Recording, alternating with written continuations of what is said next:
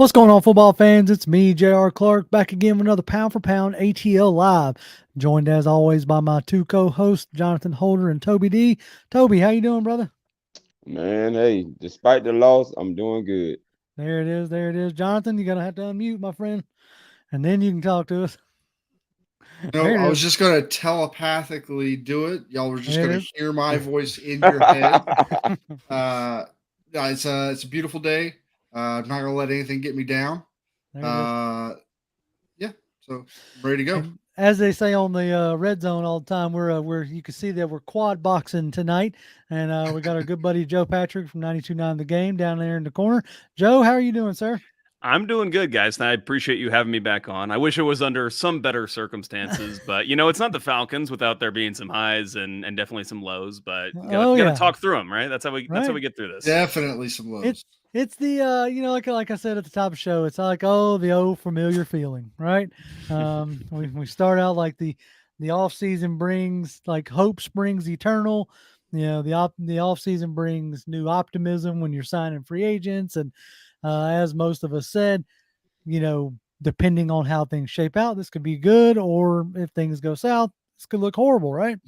And we started off 0 and 2, or no, excuse me, 2 and 0, and feeling decent. We're like, hey, look, at least there's some things to fix, but at least we're winning. You'd much rather fix things as you're winning versus fix things as you're losing. Well, guess what? We're now losing, and we have yet to fix some things. So, I guess before we get too much deeper into it, we might as well just jump right on in.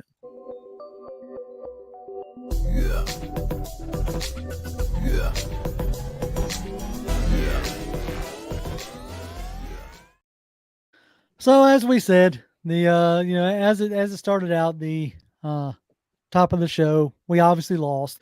We went across the pond, and that trip was not good to us. Heck, it hasn't been good to us the last few times. I know we lost to the Lions over there.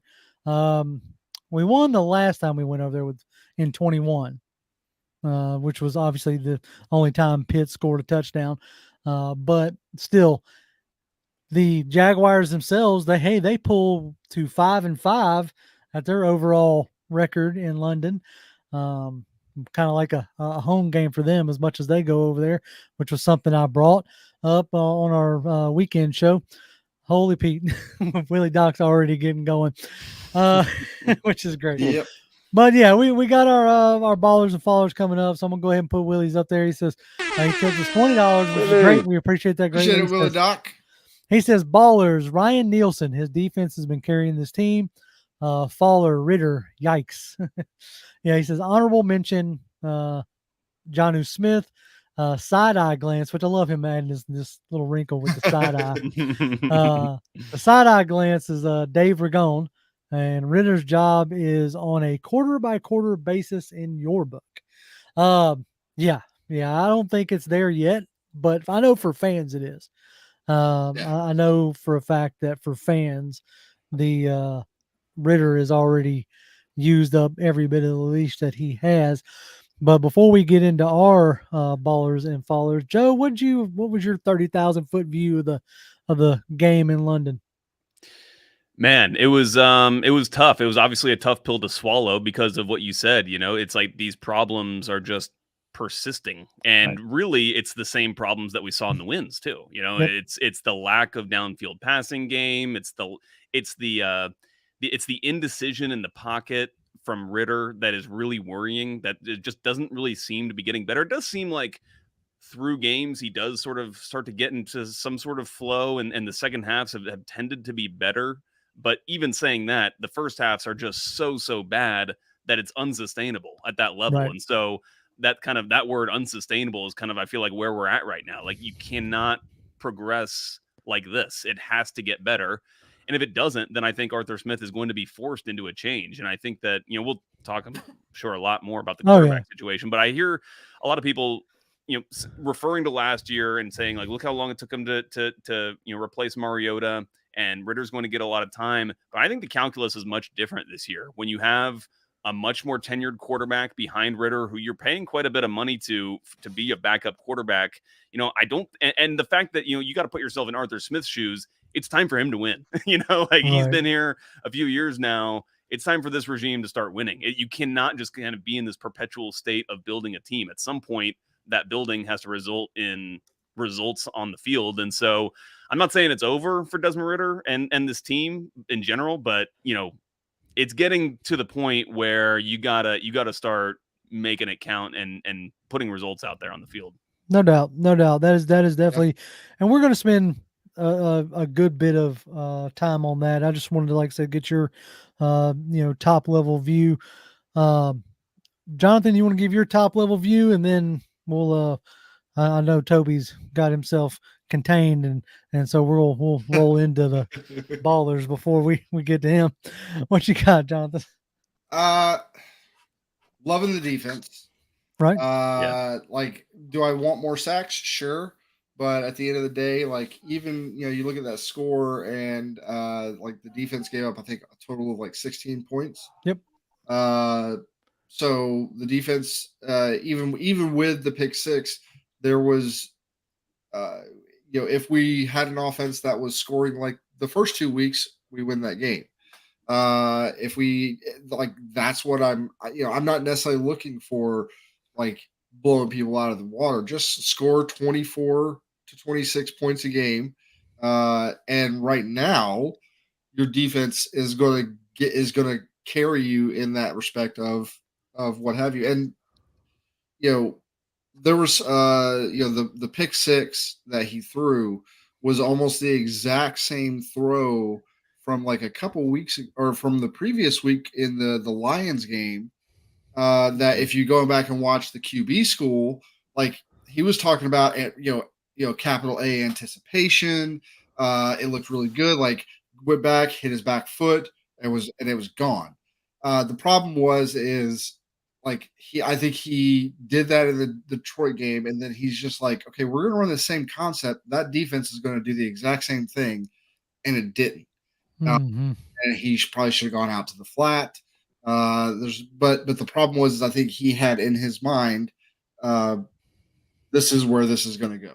This is Right. gonna work. It's going to work the same way again, like it did before, and it didn't. And but that's the perils of a young QB. The perils of, and I'm not trying to excuse it, but that's the perils of a young QB is like it worked really great that first time in Detroit, and then he comes back with the same exact play, the same exact throws, same exact timing. Everything worked out except for now there's a defender there. Right. Whether that was they saw the film and they're like, if we see this, we know exactly what he's going to want to do.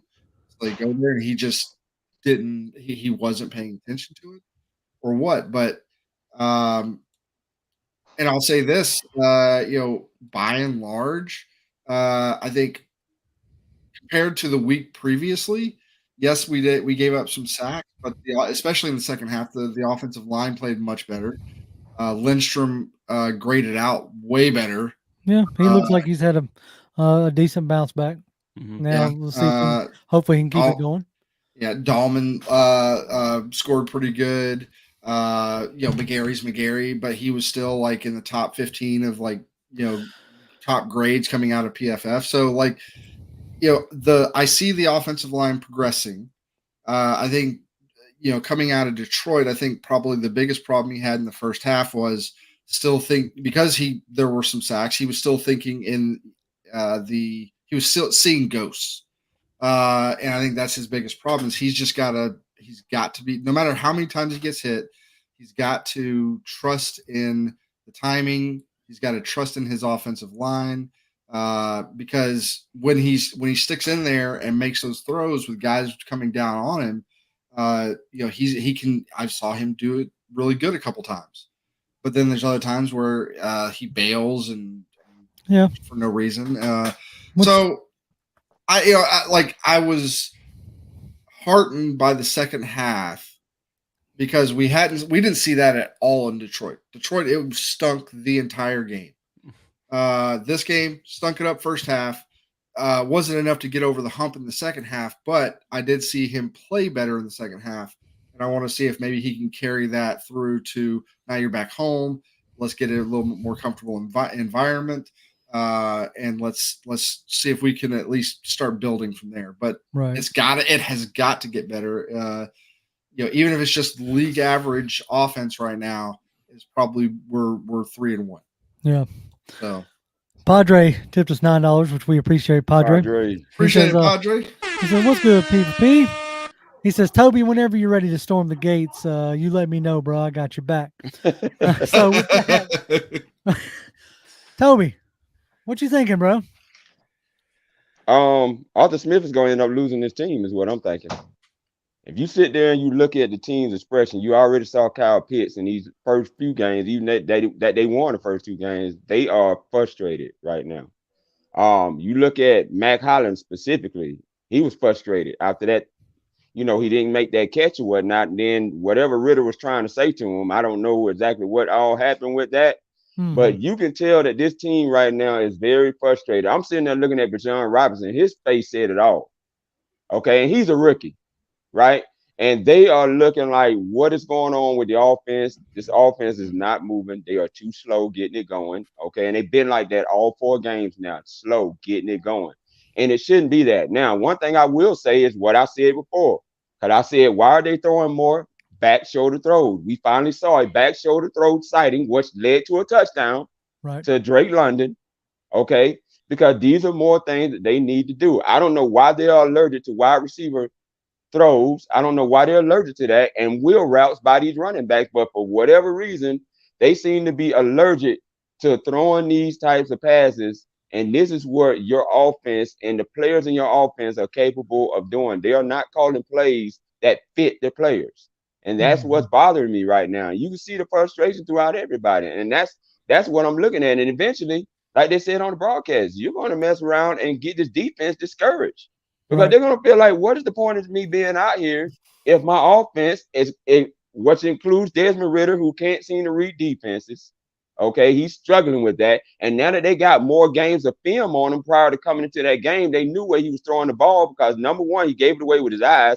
And number 2, he gave it away with the film. Because you could tell Jacksonville watched the film and saw what he was doing in the other previous games that he was playing in. He likes to throw it to the middle of the field because that is his safety blanket when he doesn't know where else to go with the football. He doesn't have the skill set right now, okay, to be able to do the things that need to be done. I don't know what happened from them 4 games last year to this year, but something has to happen. Now, did he improve it a little bit? You saw him start to look off guys a little bit, and it was working.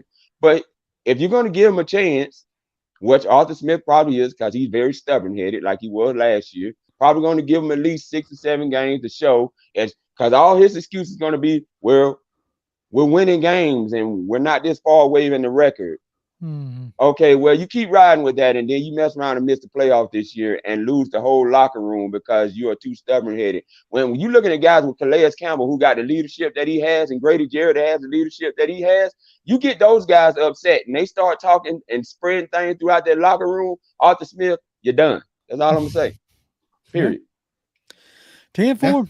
Every bit of that is valid thoughts and valid concerns, which we will continue to get into. But now, for everybody's favorite part of the show, at least that's what I'm going to tell myself. I need to move this banner. I always say that. Okay, there. I'm going to move this other banner too because it's hiding Joe's pretty face. Gotta see Joe. Anyway, yeah, man. So ballers and fallers. Most of it is predictable. I think I've even had a handful of folks already guess it. But our baller is one Nate Landman. Now, we could have went with a handful of different people here, but Nate Landman being an undrafted guy who's been thrust into starting duty because of Troy Anderson going on IR, has actually played pretty well. I've been impressed with him, the way he's run fitting and just doing the job that he's being asked to do, which has been inspiring to me. But he right now is kind of just the figurehead this week of the defense getting the deal. So that's my thoughts there. Because it could also easily been David Onyemata with his 1.5 sacks. Mm-hmm. I mean, you could throw Jesse Bates in there. Like the defense as a whole has been the one consistent bright spot. But MJ hit it on the head. He goes, "Can we give a low key baller to Nate Landman?" That's who it was. It was definitely Nate Landman. Joe, is there anything you want that you can add to Well, that? on Landman, is something I said during the game, and you're right. Like the run fits were incredible. He had one early in the game, and it was like you could see it was just a massive collision right in the hole. It was one of those like man run stops where there's no other thing you can possibly do than just run into that hole as hard as you can, and he just stonewalled the guy. I don't know if it was Travis Etienne or Bigsby, but man, that was a massive hit, and it just shows exactly what Arthur Smith has been talking about with Landman. He calls him heavy handed. That kind of linebacker. And what I said during the game was it's really nice if you're going to lose a starter like Troy Anderson, it's really nice to have the backup come in and truly have a genuine strength to his game that helps the team. And so while Nate Landman is not going to be able to do some of the things that Troy Anderson can do, Nate Landman can also do some of the things that maybe Troy Anderson is not quite as good at. And I think that for the Falcons in particular, they kind of struggled to stop some of especially the interior running game against Carolina. Not so much against Green Bay. They didn't have Aaron Jones in that game, but I just think that he's going to actually potentially benefit this Falcons defense, because I think that you can kind of cover for some of the things that Troy Anderson does. You can use nickelbacks and other personnel to kind of cover for what he does. I'm not trying to downplay the potential and talent that Troy Anderson is, but I'm just really impressed with what we've seen from Nate Landman in 2 games. And you know what? Green Bay probably wasn't doing much in the run game, because I think that was the other game where he got a bunch of run, I believe. So, yeah, really nice from him. And I would just, if I'm going to give a low-key shout-out, I'll give it to Jeff Okudah, stepping in, making his first start for the Falcons. I thought he played really well, again, showing kind of a physical nature to his game. But I think that you just even see the secondary stepping up to another level with him. And in Ryan Nielsen's defense, where you play so much kind of man on man, no cushion, you're just being really physical as a corner. I think that Jeff Okudah seems really well suited to that. So let's just knock on wood that he can stay healthy and not have anything else kind of disrupt his season. Yeah, that was definitely, I agree with that. It was nice to see Okudah go in there and play well, across from AJ Terrell. You're going to need that going forward, especially if they're wanting to play a ton of man. Having 2 guys like AJ Terrell and Jeff Okudah is going to be huge. All right, so before we move on to the faller, earlier today, our good friend Fred Budd says, before y'all criticize Ritter, that game was on Arthur Smith, and his scheme is so vanilla. He doesn't let Ritter run or anything, and he calls no deep shots, and he kills drives by running the ball too much. It's almost like you knew where I was going with the faller, which I went ahead and put that up there, but we're going to get deeper into that as we hear in the next topic. But yes, unfortunately, our faller this week is Desmond Ritter, because he is showing signs of regression, and that's not what you want. Like, yes, we are going to talk about the scheme. There are a lot of factors, but when he is kept clean in the pocket, if you want to talk about his O-line, when he is kept clean in the pocket, he's not reading the defense as well. If you want to talk about the scheme not necessarily doing him any favors, well, he's also not doing himself any favors by still bringing forth the deal from college where it takes him a whole half to get going. That was a knock on him coming out of Cincinnati. There was 2 knocks on him that worried me coming out of Cincinnati: the slow start and the inaccuracy. I thought the inaccuracy might not be as big a deal with guys like Pitts and London, having big catch radiuses and contested catch guys and stuff like that. And it hasn't been a huge ordeal, other than he's just not making the right reads. He's not throwing the ball well. These past 2 games, if you want to sit here and talk about, Arthur Smith don't trust him, in the past 2 games, he's thrown almost 70 times. I don't know how you don't consider that, being given the keys to do it, and you're not doing it. You're not prudent. Is there still time? Obviously, we're only 4 games into the season. By the end of the season, we could be speaking a different tune. But 4 games in right now, it is not looking good for the hope that we had found the next franchise QB, right? So that's our ballers and fallers. Let's get on to the next topic. Who's really to blame? Everybody loves playing the blame game. We want to. It's all your fault, Jr. Right. I'm sorry. I thought to myself that I was decent at Madden. I figured that I could go down there and call the plays and get the teams to score. But just like Madden, by the halftime, I'm ready to throw the controller and turn the game off. Sidebar. Did y'all see Peyton Manning last night when Daniel Jones threw that pick six? He looked like he wanted to get up and turn the deck on TV off. I love watching Peyton watch bad quarterback play. Oh my it's God. great. Yes. It's great entertainment. Yes. That was a side. But hey, I put his tweet out on Twitter, on Twix, on whatever you want to call it, X, that at least right now we're not $160+ million into Ritter. Right. And also a byproduct, as much as I'm not advocating for it, because we're not $100 million something dollars into it, like by the end of the season, if everything sticks the way it is and they want to move off, if Terry Fontenot's like, look, Smith ain't the guy. And I say Terry Fontenot for a reason, because I think Terry's done a pretty good job, especially in the free agency department. Mm-hmm. We can have some discussions about, draft picks, but free agency department, I feel like he's done a good job.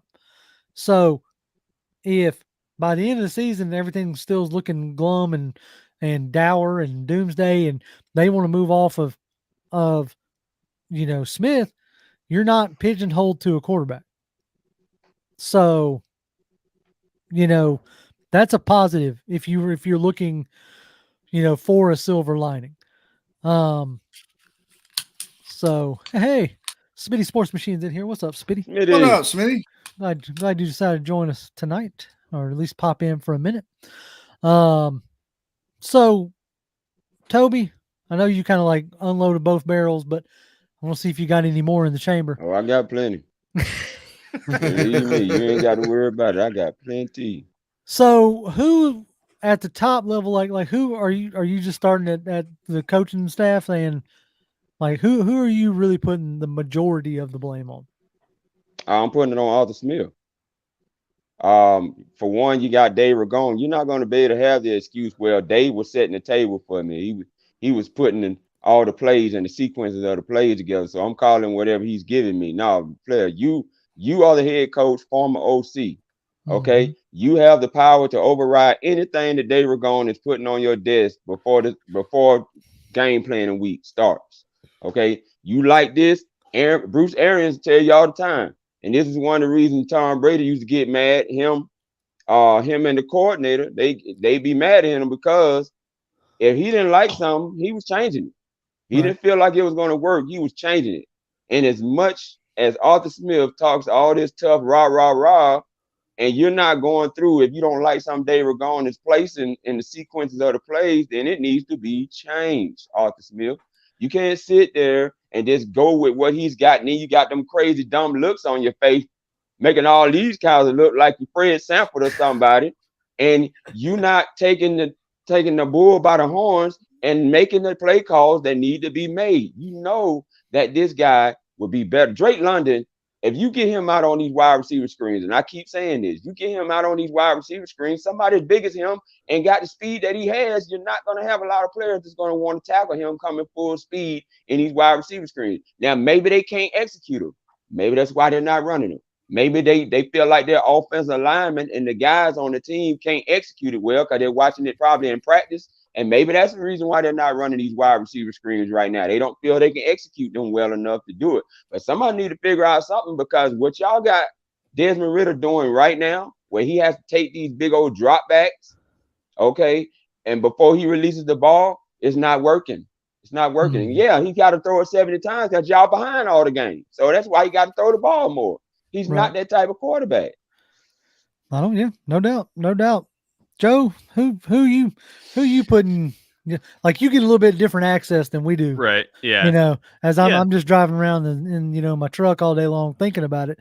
Yeah. You know what I'm saying? Yeah. Like what is the feeling that you're getting when No, you're around the team? I mean, I think Toby's like those points are really valid, and I think that Arthur Smith so far, and this may sound obvious, but like, I mean, I think he did a better coaching job last year than what he's done so far this year through 4 games. And maybe there are some circumstances that we don't have as much information about because we're still in the thick of it now, as opposed to kind of being able to look back at last season in the rear view. But, something that he said when he was on 929 The Game talking with Dukes and Bell, which, by the way, I appreciate Arthur Smith so much by the way that he talks when he goes on that show in particular, when they're up there at the Falcons facility. He just kind of sits there and just talks football. And sometimes I'm wondering if he says, kind of be too open about some of the play calls he's doing. But, he was talking about last year, and he was talking about how, the situation they were in, they had to do whatever they had to do to win. They weren't going to try to tank. They won't, because they wanted the team to instill, winning values. And even if you're not winning the game, you still want to install the values that push you as hard as you can to potentially win, because those are when you install those values, that's what's going to allow, when you do have the talent, to then go ahead and win games. And so he was talking about, we were okay, running the ball on 3rd and medium. If we felt like that was our best chance to pick up a first down with the personnel that we had available to us, that's what we were going to do, because we were trying to win that game no matter how it happened. And this year, it does seem like he's trying to make this work, and it's not working so far, clearly. And I think that, frankly, then from there, you kind of transition to Ritter and the shortcomings that he's had so far on the field. And you're right, JR, you were talking about, last year he kind of progressed linearly every game, even though he was starting from a pretty low baseline where he was in that Saints game. But still, you give him credit. He kind of climbed his way up throughout the games. But then this year, it just seems like he's kind of been stuck in that, very similar to how he looked in that first game against Carolina. And I'm sure that, to Toby's point, a lot of the, the film that teams now have on him, the being able to pick up on some of his tendencies is big. And I think that some of the short passing game is not working because teams are loading the box to stop the run, but then also they know that that's kind of he wants to kind of hit those short curls and in the flats, and they're kind of just taking all that away. They're ready to jump those routes. We've seen some, again, against the Lions, some of those interceptions dropped. And then I also feel like Ritter gets a little bit, I feel like he loses his mind a little bit. Like he just kind of goes, like, when something bad happens, like he just kind of loses it a little bit and starts trying to force the ball. And we saw that kind of the consecutive interceptions. And, yep. Jonathan, you brought up the QB school against Detroit, and JT O'Sullivan was giving Ritter, he gave him the capital A for that one throw, the anticipation throw. And yeah, I thought watching that, I actually don't like that throw that he made. It was like a deep dig. And to me, that was one of those kind of YOLO throws, but it was almost it worked out because it was a really good throw. And he does deserve credit for that. But I think that it's one where you almost don't want him kind of like trying to thread the needle through, 3 guys in that instance. And maybe there were some better opportunities. And I just feel like that pass is kind of indicative of some of these tendencies that Ritter has to just, on this play, I'm going to this dig route and I'm going to pump it in there. And sometimes it works out, but clearly sometimes it doesn't. So I think that these are all just kind of on, parts of the learning process, but the Falcons don't have time right now to sit through a quarterback trying to learn the craft. This defense is built to win now. Obviously not like a Super Bowl level, but clearly this team needs to make progress in the win column, and you just don't have the luxury to use a quarterback like this. And when it comes to blame, it's hard for me to discern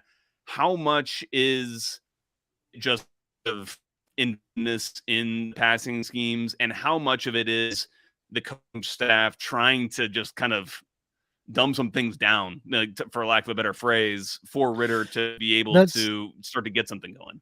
That's I'm gonna touch on that point, but I want to catch Uncle Steve from Uncle Steve's Lounge. He says, fellas, he says, I blame me, the fan, who has been programmed to believe that if we turn around and blink 3 times, DR9's skill set will improve. Tricked again. Yeah, that's it's starting to kind of feel that way, Steve, for real. But on the point that you were making, I want to like expand on that because that's something I've thought about. Is when you start the season, and I'm trying to think through the process. I'm not trying to assign blame. I'm not trying to, take anybody's back, take anybody's side. I'm trying to work my way through the process, which gets me in trouble quite a bit, like especially when, dealing with my wife who's like, just take my side. I'm like, well, hold on now. I'm just trying to work through the process. But I've learned over the years, fellas, just take your wife's side. Just do that. Okay? That part. Anyway, I thought about it. It's like, okay, you start off the season, your run game's working well. Tyler, Bijan, you're not having to throw it as much. Your defense is taking the ball away, giving yourself, short fields, short opportunities. If you looked at the first two games, 119 yards passing, 200 yards passing. That seems to be about where we want to live. As we feared, you start loading the box, and during that, these teams loading the box. Also, now you add on top of that, your O-line is going through some issues, whether it was something you were talking about off camera with possibly passing a bug around the entire building. Your O-line's going through some issues, and now you're not, your guys aren't blocking well. You're not opening up holes. You can't get the run game going, so to speak, because you are getting, such a loaded box. Now you are having to, okay, Rook, because it's something I made, so far, Ritter hasn't even played a full season yet. Something I keep trying to, tell myself a little bit, but it's like, all right, Rook, it's time for you to sink or swim in a sense and see what you got. So if you're Arthur Smith, if you're Dave Ragone, you have a limited QB as far as experience goes, what he can't handle, so to speak. And, what can you call in your offensive arsenal? Now, I will agree with everybody. It needs to be better. And, you know, Jarvis is over here. Dog Ritter's not a pocket QB, and it's killing his game. Right. Like, this is where I'm like, okay, in a sense, what are the coaches doing? I don't see them trying to roll the pocket as much. Right now, our leading, like, you can tell the uncomfortableness that Ritter has because our leading receiver is Janu Smith, which I felt like he was going to be a safety blanket. So when the safety blanket is the leading receiver, that shows you that there's no comfort, right? Somebody in the chat earlier asked about Scotty Miller. Scotty Miller's non-existent, which I kind of thought was interesting that they even brought him in. Like, because even last year, I mean, you had some deep shots here or there with Cordell Hodge, but you still had Hodge. So I didn't really like Scotty Miller represented you attempting to take shots further downfield. Mm-hmm. Now, is it a deal where they don't trust Ritter to do it? And if we've gone through this point, we're 4 games in, 8 games into his NFL career. If you no longer trust Ritter to do it, then you need to pull the plug and put Heinicke in. Because for good or for bad, Heinicke's a gunslinger. And he's going to grip it and rip it. Like, whether it's, results in picks or not. Somebody was in here earlier saying that they live up in Washington and they weren't, big on like Heinicke up there. I will say this, they let him walk. So anytime a team lets a QB walk, that tells me kind of what I need to know. We're seeing some resurgence here and there with Geno up in Seattle, with Josh Dobbs out in Arizona, with Baker, at least for the first few games down in Tampa. But for the most part, when you let a QB walk, there's for a reason. Anyway. Well, Heinicke is a turnover machine, but at least he's going to hit the big plays too. And what we've seen so far from Ritter is he has the most turnover worthy plays in the league among quarterbacks, but he's also not hitting many of the shots. I mean, we've only seen him really a couple. Yeah. So I think that's really The problem is you're not getting the benefit of that kind of risky kind of passing game. Right. Well, that's the reason why you had Asante Samuel and why he was able to stay in the league for so many years. Yeah, he would get burned on occasion, but he'd also come up with pick sixes. He'd get picks for you all the time. So like if Ritter was throwing like an interception like a game or something like that, but was also getting you some big plays, whether it's with his legs or whether it was with a dump off, at the right time or the deep shot or whatever. If that kind of stuff was happening along with it, then yeah, of course you're going to be down with it because you'll take the good with the bad. But yeah, the biggest problem is like the deep shots that he's taken. Like he had Mac Hollins wide open again, underthrew him. I think he could have made that throw on, the length. I don't think the length was a problem. I think he just misjudged it. But you've got to hit those so you can loosen up that defense a little bit. Because I like the fact that we're taking them, but we've got to start hitting some of those. Because you've got to be able to put that fear into them. Otherwise, we're just gonna see stacked boxes and condensed defenses, and it's just gonna be a living hell. Yeah, absolutely. I mean, it's exactly what we did to Carolina. That's the reason why. That's the reason why we got the 2 picks off of Bryce is because our safeties were just sitting down. They weren't dropping back in deep in coverage. They were sitting down and watching those routes, and they were jumping them. That's the same thing that happened to Bryce Young. Fred Butts tipped us another $5, which we appreciate greatly. Thank you, Fred. He says if y'all don't like Ritter, just say that. He's going to make mistakes. He's only started 8 games, and Arthur's short passing game doesn't help him. I'm gonna go ahead and call it, Fred. I'm not just like last year. The only guy who I've defended through thick and thin is MR2. And that's because by the time we started doing this show, to me, he had earned it. He had earned the right to be defended. Okay. At this junction, none of these guys have earned the right to be defended. Last year, Marcus Mariota didn't earn the right to be defended. Arthur Smith at this junction has not earned the right to be defended. And at this junction, I will acknowledge shortcomings, and we have been up front with this from word go. You can go back and watch them in the 2022 draft. Not 2022. No, it was 22 last year. Yeah. In that draft, Ritter was the only QB that I liked. You can ask Toby. Toby sat here and we talked about it. Toby liked Malik Willis. I like Desmond Ritter. I thought Desmond Ritter fit what we wanted to, or what Arthur Smith wanted to do here in Atlanta. Ran a lot of the similar concepts in Cincinnati. I thought it was like if there was one guy who, out of that particular draft, now I acknowledge the shortcomings and I will continue to acknowledge them. But until you at least take my team to playoff contention, because you can ask Jonathan, who's been like, it's his fault that I'm even doing this. I'll blame him and we'll continue to blame him. But I have always said what I want from my team is to be a consistent contender. I think it's unrealistic to expect your team to be in a Super Bowl every year, but I want to be in the conversation. Yeah. I want to be in contention in my division year in and year out.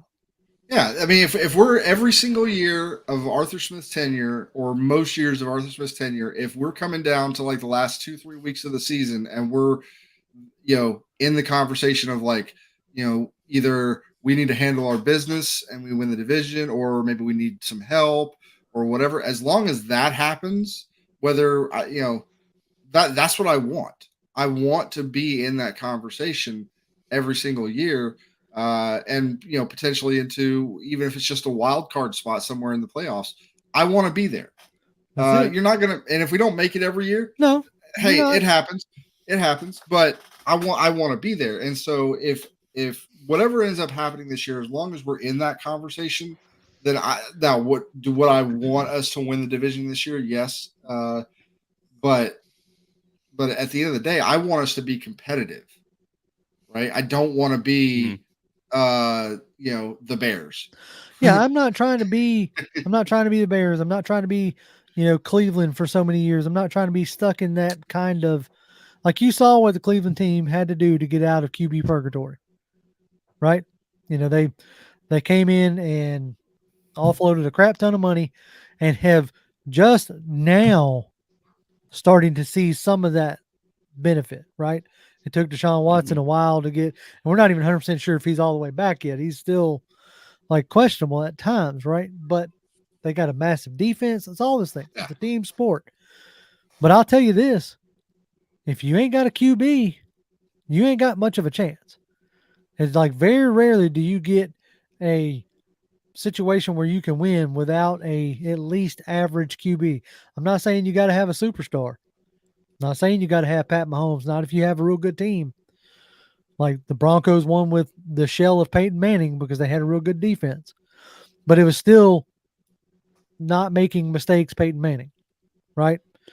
Like everyone loves throw like Trent Dilfer out there as kind of like, the Super Bowl quarterback that can be the game manager. He was still probably like a top 15 quarterback in the league that year. Like he was not like you can't have a bad quarterback, right? You can't have a like straight up bad quarterback and be a competitive team. You have to have at least league average. I mean, even the year that like I don't know, anyway. Like even last year, like Chris, our good buddy Chris from Oregon, he said, he goes, I tried to defend Mariota, and he did. He says, but at some point he even had to be realistic. That's right. Like, don't get me wrong. Me and Toby said it on the channel last year. It would be a boon. It would be absolutely amazing if, now this was last year, we said either Mariota or Ritter turned into a franchise QB because that solves the problem. You know what I'm saying? A problem that we don't want to have when we don't want to be in.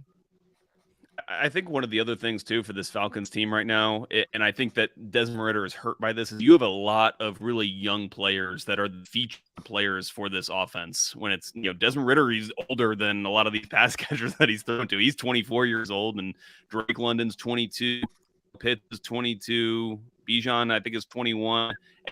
These are talent, but I think that I think that this team could use a more experienced kind of quarterback to kind of get the group together, that just has those intangibles. That's why Matt Ryan was able to be so effective so late into his career, even though his arm talent in and of itself was not anything special really toward a year in Atlanta, still to be effective because, he has all these intangibles. He's smart, he can read defense and all that. But he's also really good at getting on the same page with his pass catchers and just kind of filling in the gaps in that respect. And it feels like right now it's a little bit chaotic because you just don't feel like there is that kind of uniter that's kind of organizing everybody and getting everybody on the same page. And I think that's why as a Falcons fan, you don't really have a lot of confidence in this offense with what we've seen. And there's not really any real reason to think that it's going to suddenly get better. Maybe that could be wrong, but it just doesn't feel that way at the point. Well, that kind of leads into this next little point, and then I have an off the wall point that I'm going to bring up that somebody just kind of reminded me of. I hit the wrong banner. Look at me. That's the one I wanted. Look at me. I'm even making rookie mistakes over here. Look at you. It said, is Ritter just a placeholder?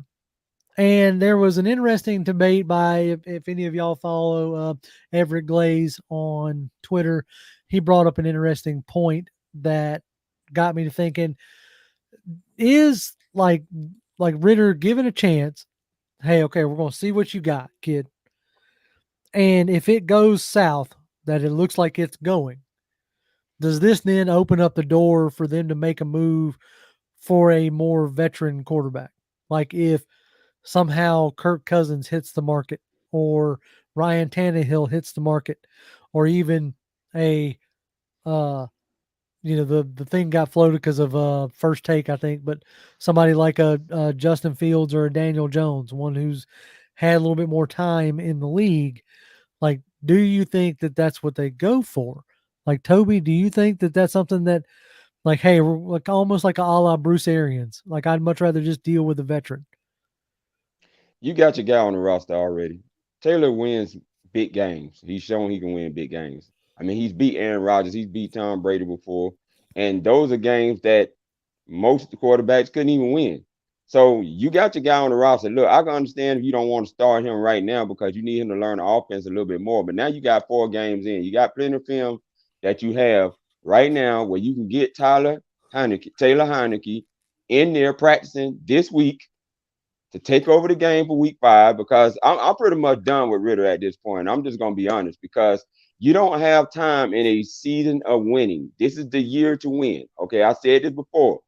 Okay, this is year 3. This is the year to win. You don't go and put that much money in your defense to discourage your defense with a guy that can't read defenses clearly right now. He's not ready right now. You are in a win now situation. Okay, this is no more experimenting to see what's going on. Your culture has been set from last year. Now you got to win with the culture that you set. So it is time, okay, sit Desmond Ritter right now and get Taylor in there. Stop being stubborn, Arthur Smith, because you already know what you got in Desmond Ritter. Okay, you're seeing right now he is not ready for the NFL. These defenses got more film on them now. 4 games from last year, and they had the 3 games previous coming into this game against the Jaguars. What you clearly saw, the Jaguars knowing exactly what he was going to do. It wasn't that he was just staring receivers down. He was showing on film what he's been doing the first 3 games, and Jaguars picked up on it, which led to a pick 6. Could have had a pick 6 when the Packers almost picked him off and could have took it to the house. Okay, so that clearly tells you these guys they're watching film. They know what Desmond is capable of and what he's not capable of. It's time to make the switch. You need to go and get this guy Taylor Heinicke in here who knows how to play in these big games and can come in there and get some balls to your targets, man. You got guys like Kyle Pitts, Drake London, Mac Hollins, Janu Smith, Bijan Robinson. Come on, the list can go on and on with the guys that can catch the football alone, and you're not getting the ball to these weapons because guess what? You can't. Right. And it ain't all the offensive line. It's Desmond Ritter just as much as it's the offensive line. It's Desmond Ritter. And they got to figure this out. I don't know what they're going to do, but if they want to keep going with Desmond, go ahead. I mean, if you go to Heinicke, that's your burn the boats moment, right? Because you're not going to sit Ritter for a couple games and then let him come back in. Like that's just not going to that's not how it's going to work. So yeah, and that's fine. I mean, if somebody wants to see that, if somebody thinks that's the best way forward, that's fine. I'm not saying that I necessarily disagree, but like that is your burn the boats moment. Like that is we cannot as you're crossing the Rubicon, whatever thing you want to call it. Once you go to Heinicke, Ritter's done. Like, and if you're done with Ritter, then that's fine for you. Like personally, like I want to see how he reacts to he had a bad 6 quarters. Okay. He looked better in the last 2.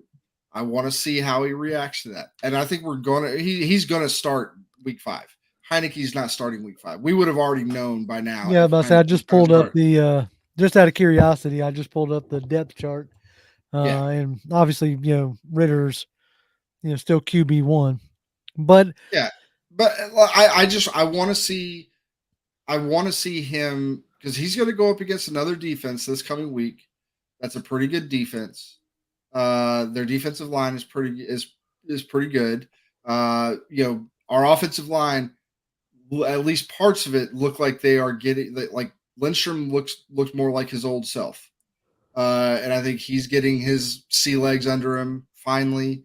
Dahlman's looking better. Bergeron is still a rookie, so you're going to have rough patches with him, but he's progressing. McGarry is McGarry, and he is what he is. But he played pretty well this past weekend, and so hopefully we're seeing that get better. And if that gets better, the offensive line can provide him better protection on a more consistent basis.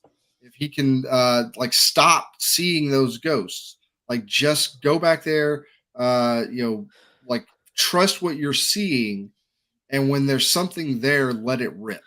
Well, okay, but that's the problem is he passes over or is not seeing the very open things, and trying to do things that are harder for him to do in a lot of situations. He just needs to settle his butt down so that he's taking what the defense is giving him and not trying to force things, because that's where you start running into the problems that we ran into this past week. Right. Joe, what is your thoughts on is Ritter? Do you get the feeling that the leash is starting to run out there? Oh yeah, for sure. I don't think he's I wouldn't call him a placeholder, but I would say that he's a gambit. He's an attempt by this team, by this organization, to insert a quarterback that is making very little money, and the attempt was, if we can make him good enough to be one of those average quarterbacks like we've been talking about, then that is going to afford a lot of opportunities for this team to improve in all these other areas. And you can probably still have a really, really effective offense if he is able to be that kind of middle of the road NFL quarterback, with potential to grow. Of course, you would think that if he's middle of the road in this season, then there's the potential for him to get even better in the future. It is frankly worrying though what we've seen so far, and I gotta say, like, it doesn't even feel that much different than the games that we saw last year, especially in terms of just pushing the ball downfield and connecting on some of these deep passes that we know is such an important aspect of Arthur Smith's offense. And if you go back to watch the 2019 highlights of Tennessee, you just see big play after big play after big play with Tannehill chucking it deep and guys coming down with it. And it was a really exciting offense that year. And they had great playmakers, kind of some similar types of playmakers to what Atlanta has, in kind of like AJ Brown. I almost like kind of similar to Kyle Pitts in some respect, as like this kind of big pass catcher who's got a lot of speed you can use and get on some of those quick slants and things. But I mean, clearly it's not working out. And I actually was just looking up because I tweeted out the intended air yards is the way that it's phrased on Pro Football Reference, but average depth of target is another way that it's referred to. If you look at last year, Mariota started, he was around 8, and then he was 8.5 in week 1, 8.0 yards in week 2, and then a massive jump, 16.7 that week 3 game against Seattle, if you remember that one, and then 12.7, I believe that was the Browns. And that's all I looked for, because I was just wanting to compare 4 games versus 4 games this year. And in 4 games this year, it's been 3.5 for Desmond Ritter in game 1, which, like, that is a crazy low number. And that's with like one deep pass that he hit to Kyle Pitts. Now, in depth of target, doesn't even matter if they catch it or not. But I think before that pass attempt, he had only had like 46 air yards or something in the entire game. And then he had 7.7 ADOT in week 2, 7.7 in week 3, and then 8.1 in week 4.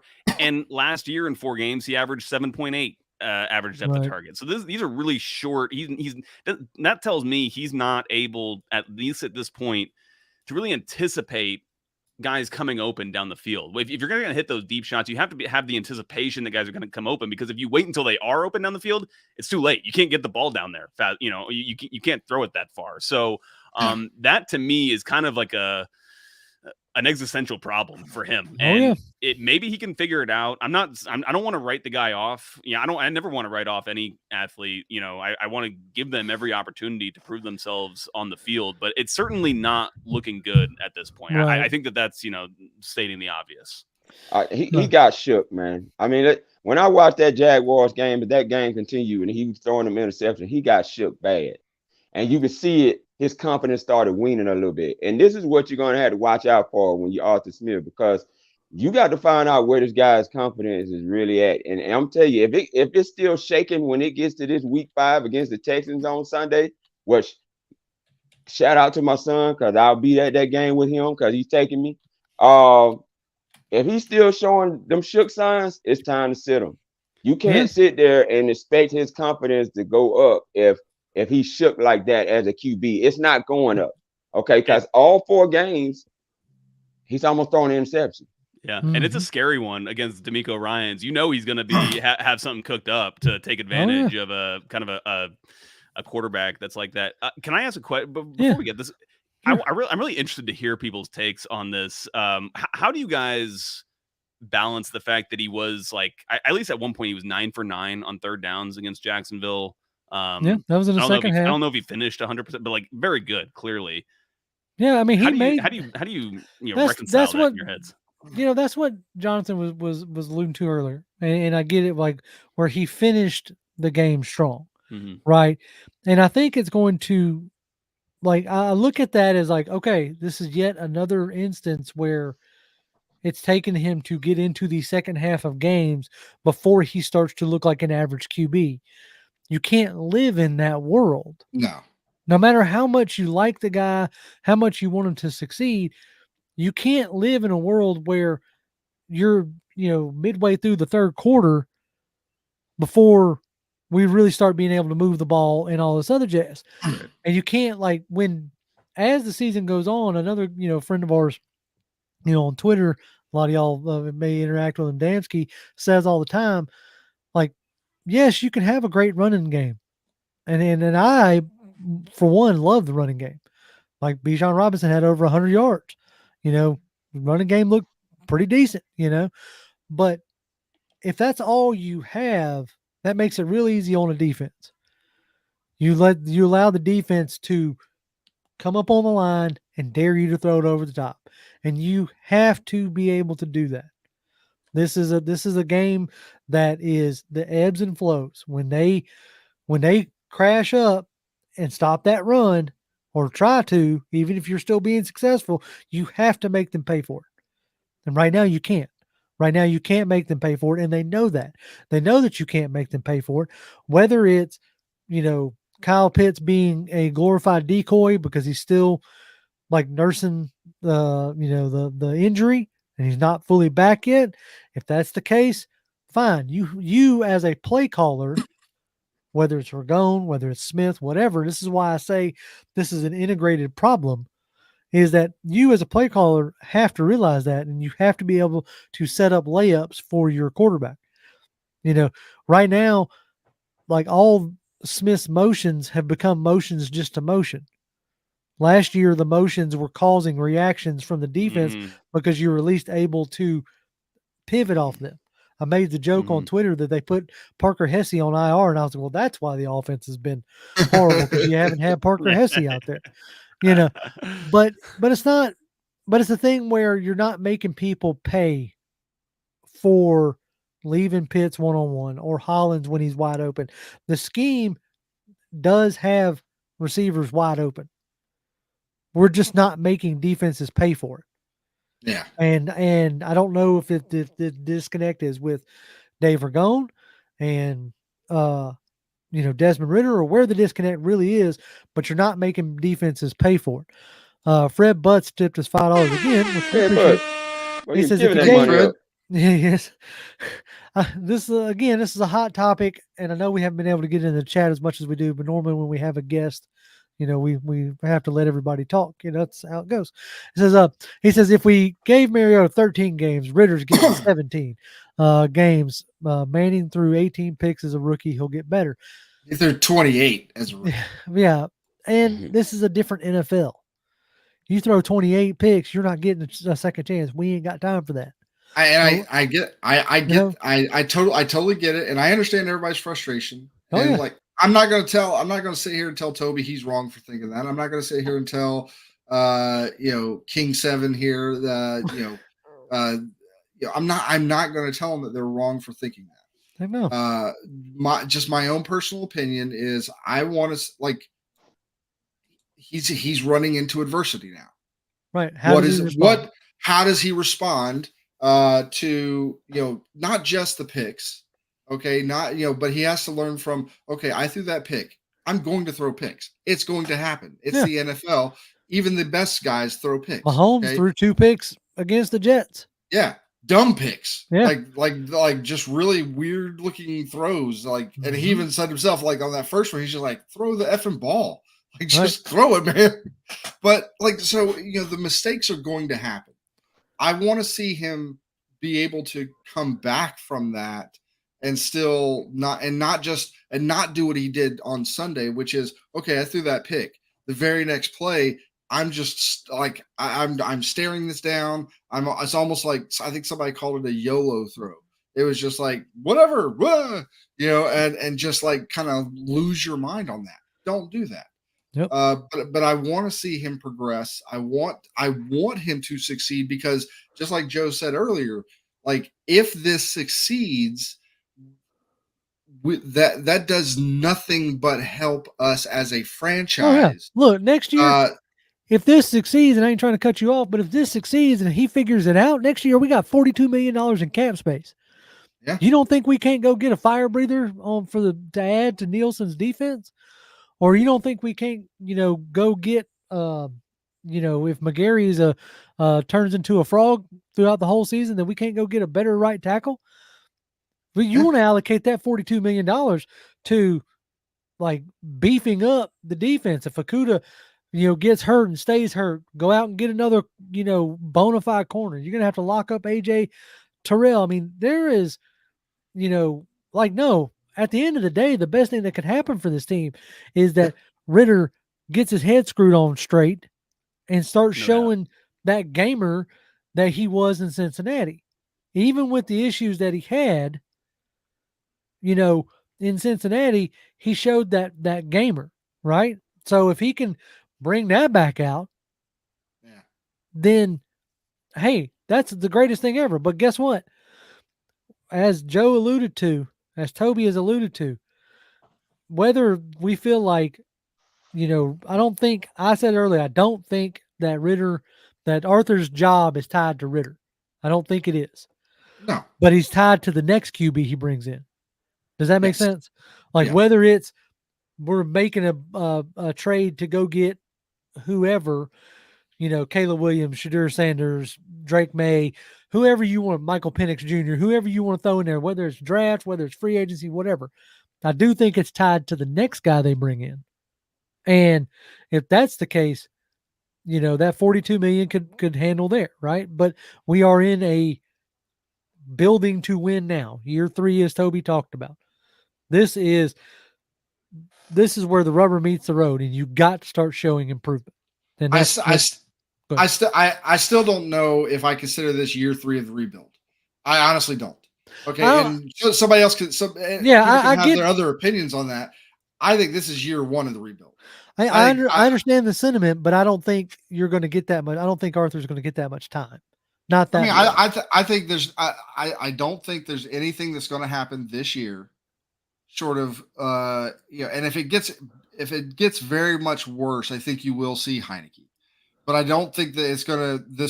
Nothing that happens this season gets Arthur Smith fired unless he flat out comes out like on a expletive-filled tirade or something, or literally punches Arthur blank. I don't think, no matter what anybody wants or what anybody thinks, I don't think this year is. Now, if it ends up happening and he gets fired, I will eat crow on that all day long. Hey, we got some good recipes for eating crow, bro. Man, I'll bring you the crow. I will put it in your kitchen. I will eat it all up. But I'm just saying, there is almost zero scenarios right now that I can see that Arthur Smith is not the head coach of this football team next year. It's just flat out. Okay, I just don't see it. I got you. Go ahead, Toby. What you got? I got 2 things about Desmond Ritter. So, just like playing the piano, right? When you first learn how to play the piano, what are you going to do first? You're going to look down at the keys because you're not as confident as the keys that you're playing. Okay, your confidence right now is I got to look down at the keys. But once you get confident, you don't have to look at the keys anymore. You can play with your eyes closed. And this is where Ritter's at right now. He's looking down at the piano and he's not confident in the keys that he's playing. Just like you was talking about Jonathan with the football. He's gripping onto the football. He's hesitating. He's not letting the ball go when he needs to let it go. Okay. And he's letting it go when he don't need to let it go. The other thing is scheme-wise. This game today is set up horizontally first, then vertical. You stretch defenses horizontally, which we're not clearly calling enough horizontal plays, which is why I keep going back to the wide receiver screens that we don't run for whatever reason. Maybe we can't execute them, like I said. But we did on the first play in Detroit. We did, and I was like, I love that. And we did, but they didn't do it again, and it worked. Right, and it worked, right? Just like with the back shoulder throw, it works if you do it. But they're not calling it enough. It's like they don't know the identity of what the players are on their team. And it shouldn't be where me as a fan can tell you what your identity is, and then you want to discredit me and say, well, I'm a fan, I don't know nothing about football. Hey man, Okay, I know enough this, about football to tell you that this you ain't need to fantasy start football running there. what your teams play. Right, exactly. But This ain't, I don't know what you playing right now. I don't know what you're calling. What are right. you calling? That's definitely an interesting. I was gonna pull up. Dang, Toby, I thought you was gonna keep going. I was gonna pull up and show y'all that pound for pound in the fantasy football. Hold on, Joe, stall for me. Well, when you eat crow, There it is. you gotta go low and slow. You know, There it is. a Yeah. lot of connective tissue there. So you got to really break that down. Oh, here I've we go. eaten Here we go. my Let's see. fair Let's share. see. This is gonna. Bam! Look at that. Yes, sir. Nice. We are 182. after an opening week loss. We are now the pound for pound community. We are 3-1. Last week we 3-1. beat locked on Falcons. This week we beat Dirty Fanatics United. Next week, Nice. oh yeah, we also beat Out of Your Falcon Mind. So we're on a roll. Woo. Oh yeah, let's go. Somebody team on the road. It Hey, ain't look, our Falcons though. hey, I told that's what I said on Twitter. At least I can root for my. I know Arthur don't like fantasy, but at least I can root for my fantasy. We're 4 games in, and everybody's media darling this year. The Detroit Lions started 1-6 last year, and they figured it out. My biggest issues at this junction is there's 2 things that are bugging me, and it's something I put out as of right now in this 4-game block. This 4-game block. That I cannot remember a time, and maybe it's recency bias of losing 2 games, but I cannot remember a time where I said, there's an NFL QB moment for Ritter. Like there's an NFL throw. There's you know what I'm saying? Like because what you look for with young guys are flashes, right? You look for flashes because you got to have the flashes to then build on that stuff. As of right now, in this 4-game block, and I preface that because last 4-game block, the end of last year, he had some moments. He had some big time throws to, almost win the Saints game if Drake holds on to the ball. The connection with him and Drake last year was really good. Yeah. He made that big time throw in the Tampa game. Like I'm talking off his feet, flick of the wrist, throwing it 40 yards in the air. I saw that and I was like, okay, all right, these are the flashes that you wanted to see from a young guy. I'm not seeing those this year. I'm not seeing those flashes, and that's worrisome. What's up, Joe? That flick of the wrist to Drake that you just mentioned, he was out of the pocket on that Right, play. There right. was another play, one from this year, that the touchdown to Drake in the Green Bay game, Mm-hmm.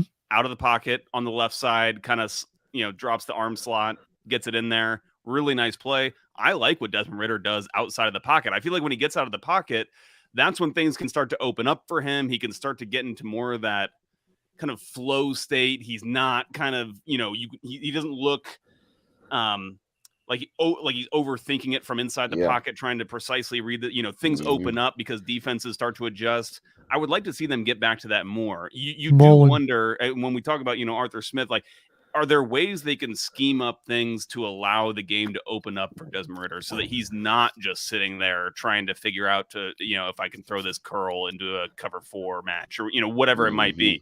I think that's where you start to see the mistakes from him. And I'd like to see them just get him in a flow state. Like that's what we talk about when he's getting things going in these second halves of games. That's what he's in, that flow state where he's just not really thinking. And can you get him into that earlier with the design of the offense? I think that's the big question. Right.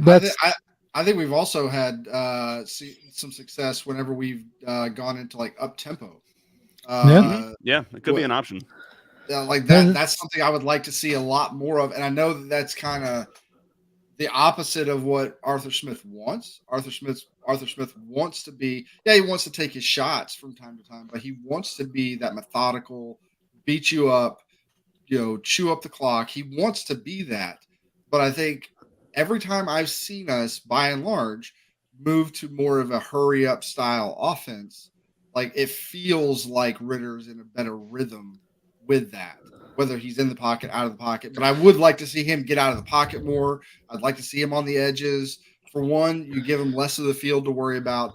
too. Like you said, I think it kind of loosens him up a little bit. He's less stiff. And I think if you pair that with like getting him out of the pocket, getting a little bit more up tempo, you're going to break that defense down. This defense is not going to be quite as complex. Some of the reads are probably going to be a little bit easier, and that will cover what you're supposed to do anyways with a young quarterback, is try to bring him along with things that he's good with, and then like slowly add things to that as you go. And that's what I would like to see more of, is getting him out of the pocket, getting him into try to get into. And I understand that like you can't just be like, all right, we're just going to be hurry up offense from play one to the end of the game. You have to get into it. But you know something else that's plagued him. This offense has just had too many negative plays, and a lot of that's from the sacks. But like they just keep on getting themselves off schedule, and I feel like if you get him out of the pocket, you're at least giving him, an option to run the ball. If he's not comfortable throwing it, you're probably not going to lose yards. You're probably going to, maybe pick up a couple or potentially even have more out there. But when we talk about with this offense, they got to cut that down. You're just not talented enough at the quarterback position to be able to overcome that. There was the same problem last year with Mariota, but they didn't have the sheer amount of negative plays last year that they've had so far through 4 games this year. True. Popcorn Movie Game says Pat Mahomes. Appreciate that. He says Pat Mahomes had more reps in the preseason than Ritter. Smith is on the hot seat. Y'all got to come off that preseason thing. I don't think that's going to do much. But anyway, no, look, I get it.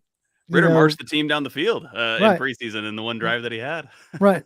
Then throws a pick. But anyway, but it should have been an omen. But no, I think the idea that,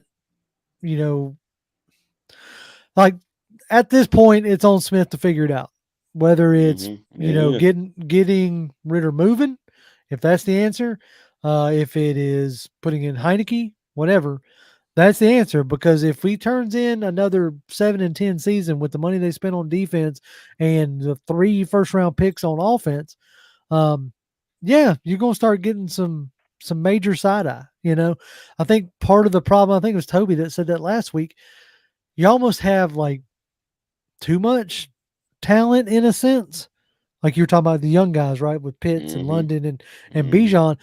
It's like 2 of those 3 were picks that you almost felt like you had to defend, right? Like you had to defend taking Pitts 4th overall. So in his rookie season, we're going to force feed him the ball, right? Get him everything we can get him, right? With Ryan. Then the next year you come back with Drake London. Oh, because hey, you lost Ridley, you moved off of Ridley. Now you need another weapon. Makes sense, Oh, so what are we going to do? We're going to break the franchise rookie reception record with Drake London. We're going to force feed him. Oh, well, that come off the heels of Pitts getting hurt. Okay, maybe. And then this year, you make the pick of Bijan at 8 in a era where you don't pick a running back in the first round. That's gone by the wayside. Now you almost feel like you got to defend that, and now you're kind of force feeding Bijan and making him the focal point of the offense. Now you're talking about 3 players that could be the focal point of your offense. This you got to choose, man. You got to choose. Like what are you going to do? Is it Pitts? Is it London? Is it Bijan? Or you got to figure out a way to make it all, because Nick brings up a hell of a point here. 3 first-round picks, and you got 3 touchdowns from them. Yep. What's funny is that the Bijan pick still feels very defensible to me at this point. Like he's shown himself to be an unbelievable player. Yeah, I know you're not saying that, but because of the way that this defense is played, because obviously like Jalen Carter was still there for the Falcons to take, and I mean obviously I'm sure he'd be playing great here too, if he were here, and that defense would be better too. But I'm just saying it's kind of funny that this offense is what it is so far. We've talked so much about it on the show, and still you would say that Bijan's still a good pick. No, like at this he's point, the best player on this offense at this point. Right. At this point, I'm glad we got Bijan. Yeah. Flat out. What right would now, this offense be without him? Honestly, holy Pete, that's scary. So, but Fred is Fred, feeling you it on a today. roll tonight, Appreciate man. it, He's Fred. feeling I it know he today. is on a roll. He says, Just leave your wallet out and give us everything in it. he says, we're winning the division this year with Ritter. It's still a possibility. Yeah. That's the great thing in a sense. It is still a possibility that we could, you know, start getting it together and win the division. We're not that far out of it. Right now we're in second place as the Saints lost and Carolina's winless. Like right now, Tampa Bay is looking like your biggest roadblock with their defense and Baker looking serviceable. That looks like to be your biggest biggest roadblock is Tampa Bay. So no, we're not out of it. Things are fixable, and that's a great place and position to be in. But you got to start fixing it. If Yeah. you don't find your identity in these 4 games, you're not going to win too many of them. And I say this again, you got guys that are capable. If you switch things around, catching the same passing concept all the time, okay, slant route can be a huge, huge gainer for Desmond Ritter right now. You got Drake London who can catch slant passes. You got Kyle Pitts who can catch slant passes. You got Bijan Robinson who can catch slant passes. You can run similar concepts and move people around and still be able to discover what your identity is. And right now, the Falcons playbook offensively is too big. They need to whittle that down and figure out what their players do best and start running them plays against the coverages that they see. And right now, they're not doing that. And that's what the issue is. They got Desmond Ritter doing way too much. You're trying to be New England Patriots. You are not the New England Patriots where you can run a big old playbook like that and just run whatever the defense can't handle. You are a team that you got to find out what your players do best, and you got to cater to that and run that in your plays every game. Like I'm seeing some of these other teams they're doing. This is why the Detroit Lions are winning right now, because they know what their offense is. They know what their defense is. So you need to figure out what your team can do best. I'll put you like this. We're not the only ones. The Bengals are up there scratching their head with Joe Burrow and Jamar Chase and only scoring, 3 points or whatever. The Vikings are scoring all the points in the world the past few weeks and have just now got a win. So we ain't the only ones in this boat. Like Philly are figuring it out. Thankfully enough, they're on the side that you want to be on, right? Like still figuring it out while winning games. But they're still figuring it out. Like everybody's still figuring out we're in the first block of the season. We shouldn't be the same team that we are now by the end of the season. If we are, big problem. MJ, I meant to get to this earlier. I should have started. It's something we said pre-show. Says, I think Charles London was a bigger loss than we think. Dave Ragone is Dookie. I don't know about the Dookie part, but there does seem to be, a bigger issue as far as is it too much on Ragone's plate trying to do double duty of, OC and QB coach? Is it too much on Smith's plate of being play caller and whatnot? But anyway, we're going to figure it out. We'll know by the end of the season. Yeah, but I will say this. At least this year, with Ritter, like when I tune into the game we'll be there at the game on Sunday. Yeah, we'll be there this game. So if y'all see us, holla at us. Nice. Yeah, absolutely. But so when we go to this game on Sunday, I want to see, or I will be excited to see what might happen with Ritter. Okay? Yeah, of course. The biggest change from this year from last year was once we saw Mariota, we had the history of him knowing what he is, and so there was no real I would go into the games just expecting Mariota to be Mariota, and so when it happened, I wasn't super bummed out. I wasn't super depressed about it. I wasn't angry about it. It was just that's Mariota. That's what he's going to do. Now, I'm actually probably more upset. I was more upset in the Detroit game than I was this past game.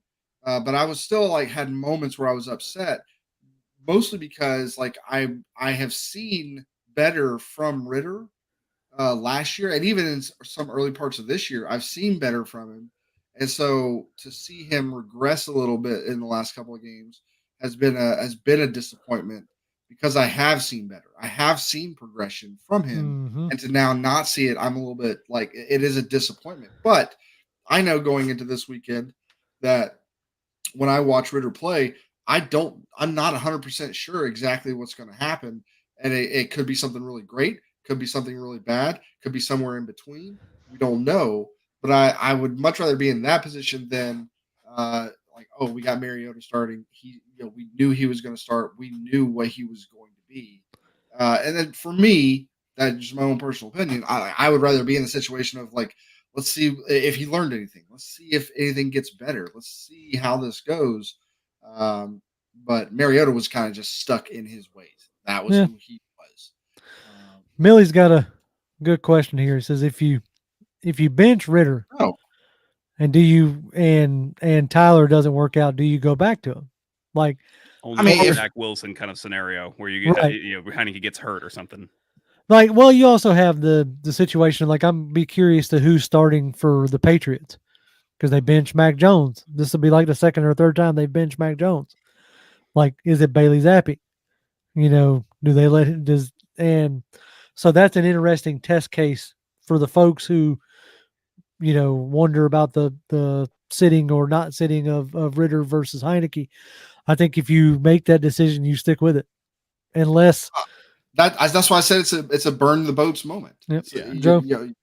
I want to ask you guys another question. Yeah. And I think Toby may already be there, but this is a hard hypothetical, but like when would you get to the point where you would say it's Heinicke's team? Yeah, somebody asked that earlier. Like how many games? What? Because this team has 2 home games coming up before you then go on the road to play a division opponent in Tampa Bay. Right. And I feel like if it's basically, I think it matters how it actually happens, how things transpire, how Desmond Ritter looks in some of these games.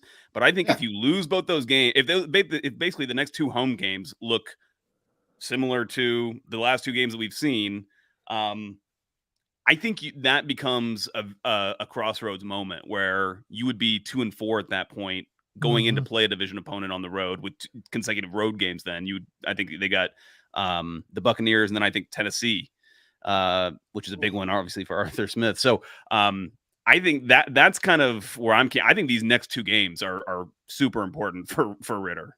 Right. Toby, obviously we know your feelings now, but like how much more does he have to lose or before you would move off to Ritter or move off of Ritter to Heinicke? The time is now. I'm sorry. The time is now. You got Heinicke has 4 games now that they got film on, and you can switch him out this week. Now I know I see what y'all saying that he's on the depth chart still being the starter. That doesn't mean anything because tomorrow that could change. And True. Smith doesn't like to show his cards on the day of game planning week anyway, because this is the last day to put the game plan in before they even get to tomorrow, which is the game plan is starting to be implemented.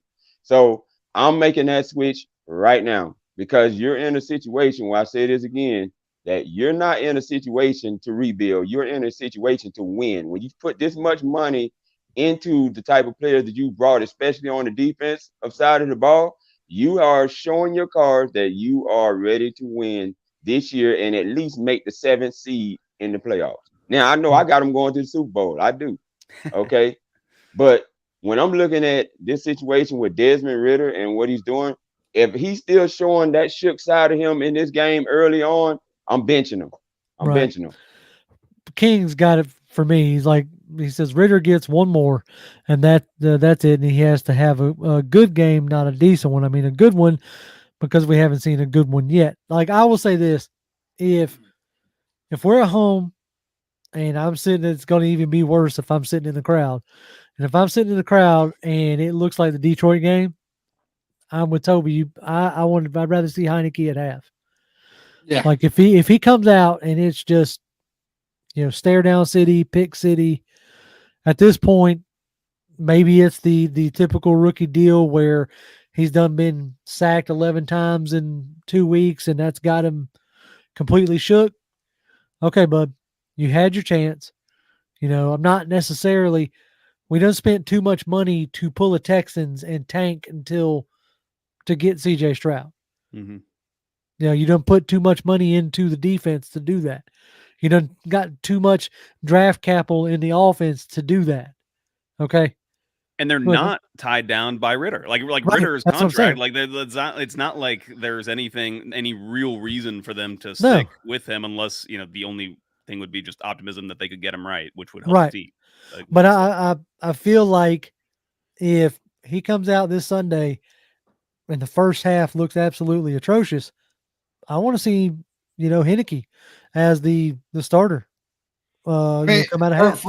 for all we know, it could turn into another Tennessee situation where Heinicke is. Yeah, me wanting to say Heinicke. Sorry, Heinicke. Where Heinicke is like the Atlanta version of Tannehill. A guy that Everybody left for dead. He had like Tannehill before he left Miami. He had games where he looked really good.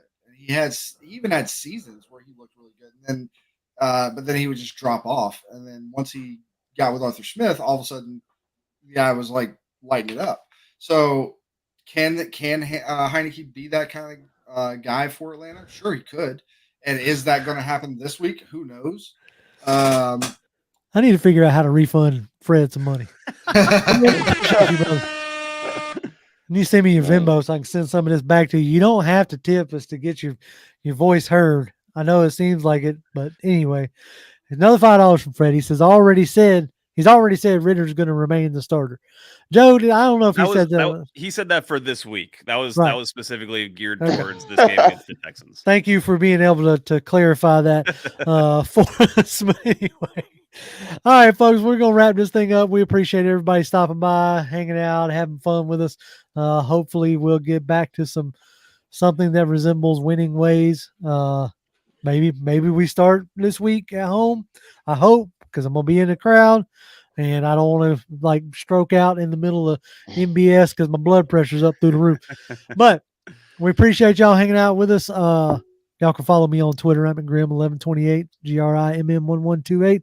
I should have started with Joe because you're a guest. Joe, where can folks find you at? Yeah, you can follow me on Twitter at JAPatrick200, and I do the pre-pregame show every Sunday for the Falcons. We'll for every home game we're in the Smooth lot. It's the Wade Ford tailgate show. So come by. I would probably not recommend parking there because it's really expensive because it's right next to the stadium. It's right on Northside Drive, and you can feel free. And all walkers are welcome to enter the lot and come have a good time. So I'm there every Sunday morning, Falcons home games from 9 to 11 a.m. Very good, very good. Nice. Toby, where can folks find you at? Before we start, Joe, as always, it's a pleasure having you on, sir. Oh yeah. Love it. Y'all can follow me at Toby D1991 on X, Twix, whatever you want to call it. Twix. Yeah. Jonathan. You can follow me on Twizzlers. Twizzler. Twizzlers. But no, at Jonathan M. Holder. Just come by and say hi. There it is. Well, we might try to do our Saturday show live this week, maybe. But I will say this, it does not seem like y'all are all that interested in our opinions on the rest of the league. So I don't know how much longer that format will keep going, but we may try it for another week or two.